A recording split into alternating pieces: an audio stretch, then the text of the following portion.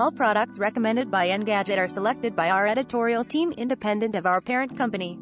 Some of our stories include affiliate links. If you buy something through one of these links, we may earn an affiliate commission. While plenty of gadgets cross our desks, we at Engadget also end up buying a lot of things for ourselves throughout the year.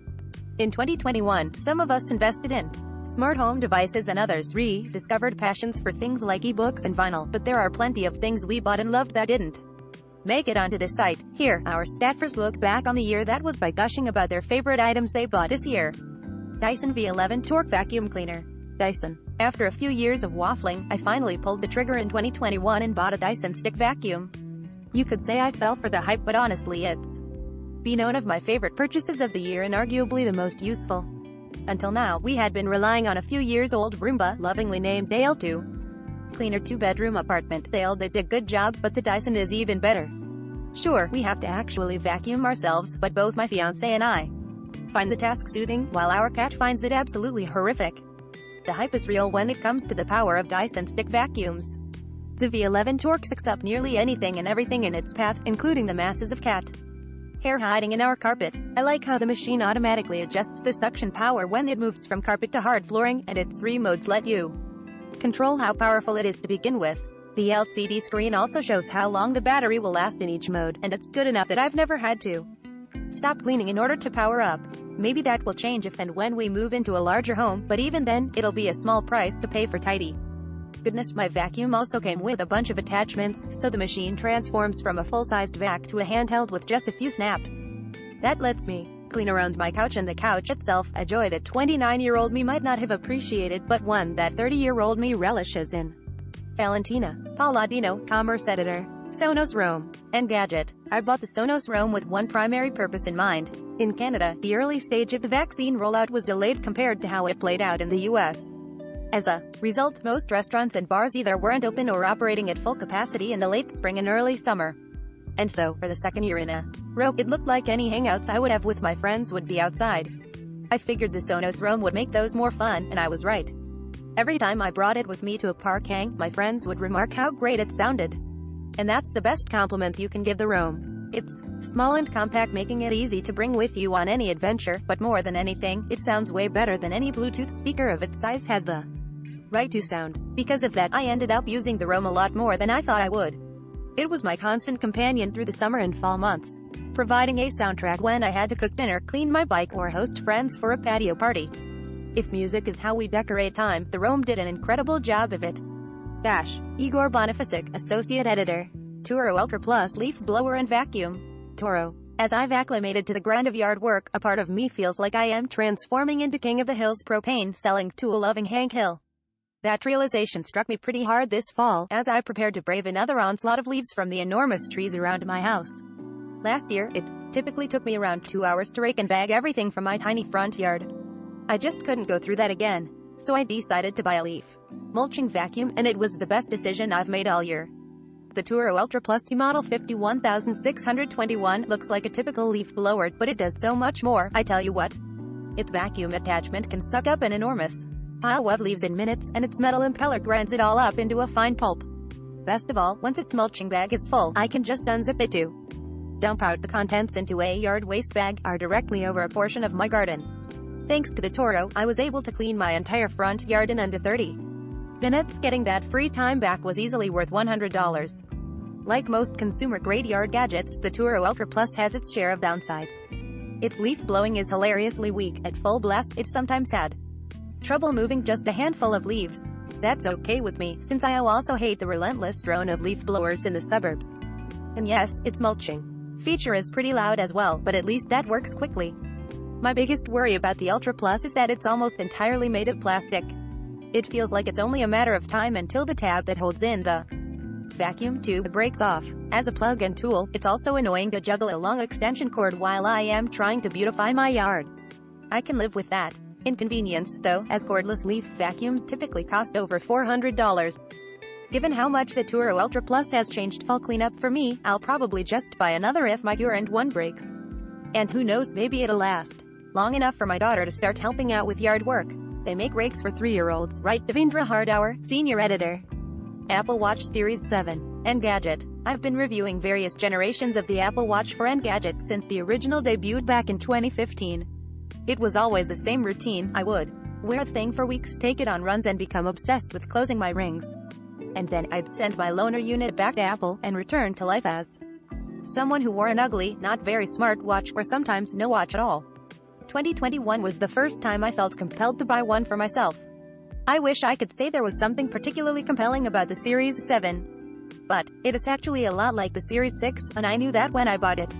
No, I got an Apple Watch mostly because I was fed up with my trusty Garmin. It was never pretty utilitarian at best, but it became decidedly less so when I broke the strap. Yep, I paid $399 for the Apple Watch because I wanted something stylish that would count my steps. I'm mostly happy with it. The beige starlight color scheme goes with everything. I love unlocking my MacBook with the watch instead of being forced to type a long password on Apple's unreliable butterfly keyboard. And the automatic workout detection is as precise as I remember it, gently tapping me on the wrist a few minutes into each of my daily walks. The biggest issue is my nightly routine of fighting with the watch over how many hours I spent standing throughout the day. The sensor is mercurial and erratic, ignoring the time I spend literally standing at the stove or even a long series of squats, but sometimes rewarding me for sitting on my butt. Whatever, Apple. I know how long it took me to make that squash for Thanksgiving, and I have photos of the burn marks to prove it. Dana Wallman, editor in Durablo Gas Fireplace Smart Remote Control. Durablo. I live in a quintessential drafty San Francisco apartment. We have central heat, but my partner and I both have allergies, and our furnace seems to do a better job at distributing dust around the house than keeping it warm, which means in the winter months, and often in the spring and summer too, because San Francisco, we use our gas fireplace to help keep things cozy. We use it so much that we started wishing we could control it from any room in the house. We have smart lights and other devices connected to our Google Home speakers, so why not the fireplace? That's where Durablo's Wi-Fi-enabled fireplace remote comes in. For about $70, the gadget turns any gas fireplace into a smart fireplace. We use Google Assistant, but it's also compatible with Alexa and other smart home systems. The setup itself was fairly painless. It required connecting one set of wires to the gas valve and downloading an app to pair the receiver with a Google account. Once it's paired, you can control the fireplace with voice commands from your smart speaker. That may sound like a needless amount of effort for something we can also control from a switch on the wall, but after another year spent mostly at home, I can safely say rigging Durablo remote control was life-changing. Having it connected to our Google Home system means we can turn the fireplace on from any room, which is especially nice in the early mornings, when the living room would otherwise be freezing. We can even activate from the Google Home app on our phones when we're on our way home on a chilly night. Carissa Bell, senior editor. Bombas Performance Running Quarter Socks. Bombas. I've always had really bad luck with socks, and that might be because I typically bought the cheapest ones I could find. I regularly fought to keep ankle socks from falling down, and after particularly long days and not the best shoes, the backs of my heels would be screaming with cuts and blisters. And I detest nothing more than feeling my socks slip down into the depths of my sneakers in the middle of a run.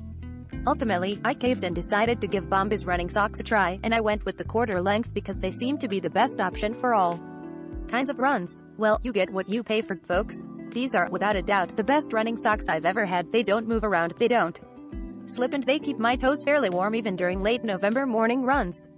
They've become one of those staples in my wardrobe that are so good precisely because I barely notice them, which is in stark contrast to the cheap socks that always demanded more of my attention than I wanted to give.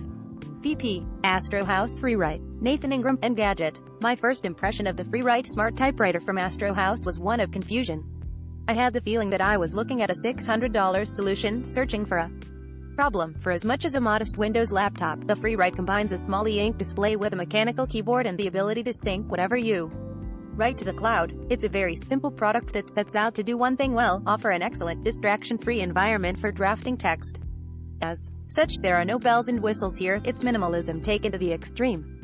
Under almost any circumstance, this product would make no sense. But during the pandemic, I got an itch to try my hand at some different writing, fiction, essays, just something different from what I do for work. That's when the Freewrite started calling me. Despite the high price tag, I became enamored with its beautiful design and imagined using it to bang out words without being distracted by Twitter, the vast expanses of the internet, or my colleagues on Slack.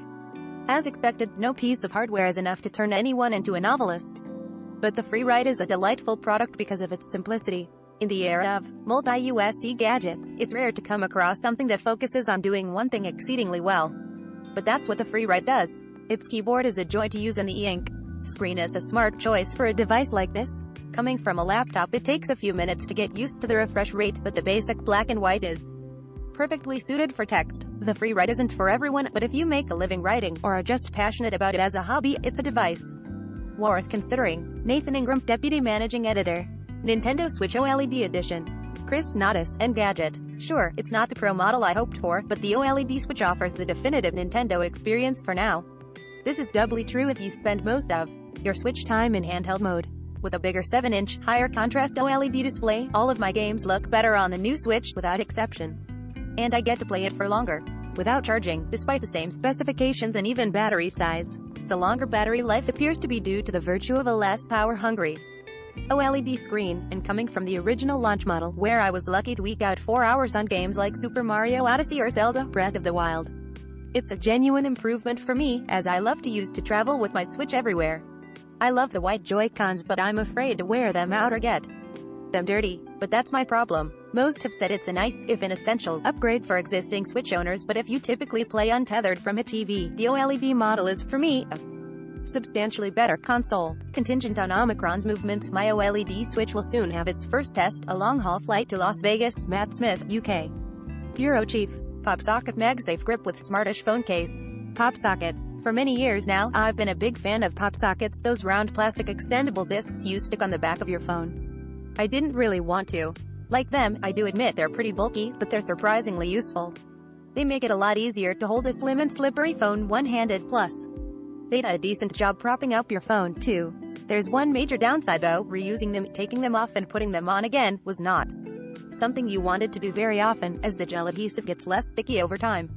But this year I got myself the new iPhone 13, which supports MagSafe. Now, instead of a normal pop socket, I could use the Pop Grip for MagSafe, which simply attaches magnetically onto the phone. Reusing it is as simple as pulling it off and putting it on again, no need for a sticky adhesive. I still wanted a case for my phone to protect it against the occasional fall, so I made sure to get a MagSafe compatible one. I ended up choosing this floral Smartish case because I liked the look of it. And yes, the Pop Grip works fine with it on. I know it sounds silly, but I just absolutely love this combination of the Smartish case and the Pop Grip MagSafe. The case has a nice texture that makes it feel more secure, and I just love that I can put on and take off the grip as many times as I want without worrying about destroying any adhesive. And I do this more often than you'd think. I usually take it off to power up the phone on my wireless charger, and pop it back on for the rest of the day. I like to joke that this accessory is my #1 reason for getting a new iPhone, and not, all the other good things about the phone itself, but honestly, it's probably not far from the truth. Nicole Lee, Senior Editor. Wahoo Kicker Smart Bike Trainer and Zwift. John Turi, Engadget. I spent the summer of 2020 cycling around my Brooklyn neighborhood most days to keep in shape. But with a long winter looming and growing tired of the chaos in the streets, I decided to pony up some cash for a home fitness solution. After much deliberation, I settled on the Wahoo Kicker Smart Bike Trainer. ID's own of the pricier models at $1,200, but its folding legs, subtle tilt range, low noise output and top specs seemed future-proof. Paired with Zwift, a massively multiplayer online cycling and running app, $16 per month, I now had the biking sim I'd always wanted and an exercise setup that's season-agnostic. The Kicker Smart is relatively compact with a handle and folding legs for stowing away during downtime. It's direct drive for use with your bike instead of being a space-hogging standalone device. You remove your back wheel, lock into place and use the unit's own upgradable gear cassette so you'll be able to shift gears normally. This allows for quick release, so you can still ride your bike outdoors on a whim, although my road bike has been in position for a while now. An in-game pop screenshot from Zwift's Makuri Islands Neo Geo expansion. John Turi, Engadget. I run Zwift on an Apple TV, which connects to the Kicker Smart via Bluetooth and includes power, cadence and speed tracking. I set up in front of a flat screen for full POV immersion in one of the various virtual worlds offered, including the new Neo Geo Cityscape. I also have a fan, it's a sweat fest, and a table for water, snacks and my phone, since I use the Zwift companion app for features not readily accessible on the Apple TV.